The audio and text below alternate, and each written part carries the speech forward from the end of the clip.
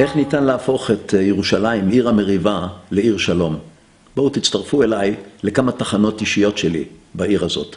תחנות שבהן אני אספר את הסיפור, גם שלי האישי, אבל בעיקר של הסכסוך בירושלים, מבעד עיניי כחוקר, כפרופסור, כמי שהיה שותף של טדי קולק בבנייה, בפיתוח העיר, וכמי שהיה יועץ של ראש הממשלה, אהוד ברק בקמפ דיוויד. When I was 15 years old, I came to this spot on every Yom Kippur, and we were watching from here the border. The border was right here. This is the last point where Israel was. This was the place where the Jordanian Legion was, and this is the place where the Israeli army was standing. And when I was 15, I was standing here looking over to the old city, and I decided one day a crazy thing. I say to myself, when I was 15, I'm going to cross the border with the Israeli flag and blow the shofar in the end of Yom Kippur near the wall. And I came with a friend here, and I saw here the poet, the national poet, Uri Greenberg, and he was starting to shout at us, "Are you going to cross the border?" We said, "Yes, we are ready to die." He said, "Come on, don't do it. One day we will have this Jerusalem, and you will be in, but not now. Go back home." And many years later, I was in Jerusalem, and the prophet, the poet, was right.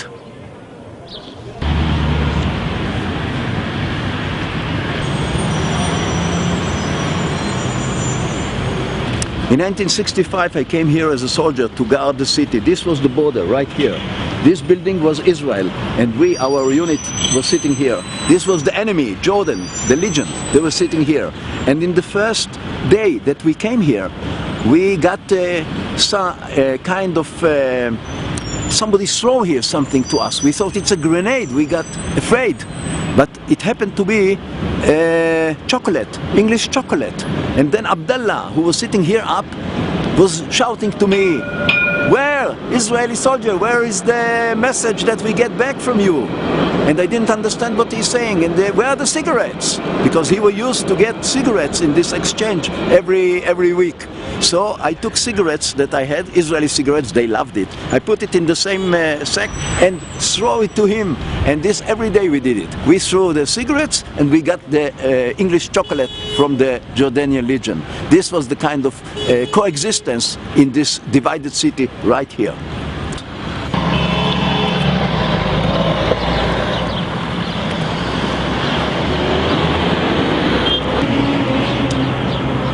In 1967, on the 6th of June, Israel actually started the Six-Day War. And it started right here where I'm standing. I was a young paratrooper there, and we came in here, right in this place, into the Jordanian city. It was night. The whole night I went up there. In the end of this road, I was wounded. And I was wounded from a shell that was shot at me by our own soldiers. This is a war. And here, this is the piece of metal from the ricochet that I got into my head in the end of this road.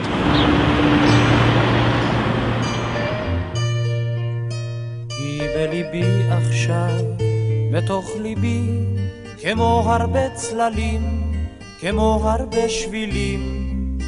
Behind me is the Wailing Wall, the most important place, holy for the Jews all over the world through generations. It's the place that I met the first time in June 7th when I was running away from the hospital, wounded, to be here. Because all my friends came here, I was listening to the radio, wounded in bed, and I say to myself, how come I'm not coming? I'm not there. I'm the one who was waiting to be here. So I jumped out of the window in the hospital, I hitchhiked, I came here, wounded, and I touched the wall, and I felt that's it, my voyage is over. So many years I was waiting for that. In Jerusalem, the historical truth is not important. The story that people tell, Christian, Jews, Muslims, this is what matters. And when you see the place here where they show the footsteps of Muhammad, when Muhammad was here with this night voyage, it's not true. We know that he was never here. But go, try to convince 2 billion Muslims that he was not here. Of course he will not be able to do it. And they show, not far from here, they show the place where Jesus was buried and crucified. This is not the place. We know it historically and archaeologically. But go and try to convince them that this church is not the church of Jesus that was crucified here. And here, try to convince the Jews that this is not part of the temple.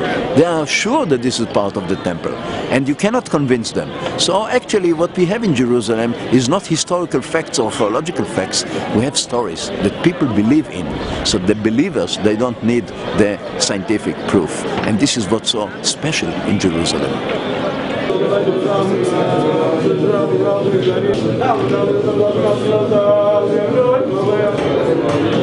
Behind me is the area of the Wailing Wall. Down and up is the Mosque of Omar, Haram al-Sharif in Arabic. It is one of the most important, maybe the second in importance after Mecca for Muslims all over the world.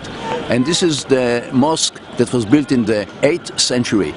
This was the main reason why, when I was in Camp David with Prime Minister Barak, and we were talking with Arafat, with the Palestinian delegation, and with the American president, we were stuck in this place.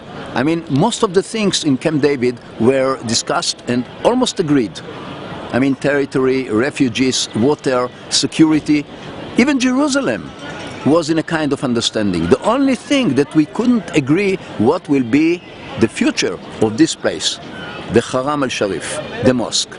Many ideas were about it, but Clinton suggested that we will cut it into two. The upper side will be Palestinian, the lower part will be Jewish. But Arafat was against it. Barak was also against it, because they couldn't agree on a formula in which these two places will be there.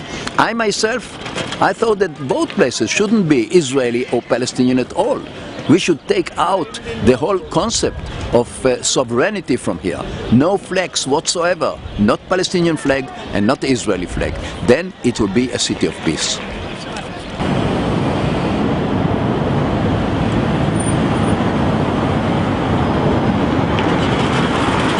In the end of the 80s, I was in charge on transportation and building roads in Jerusalem.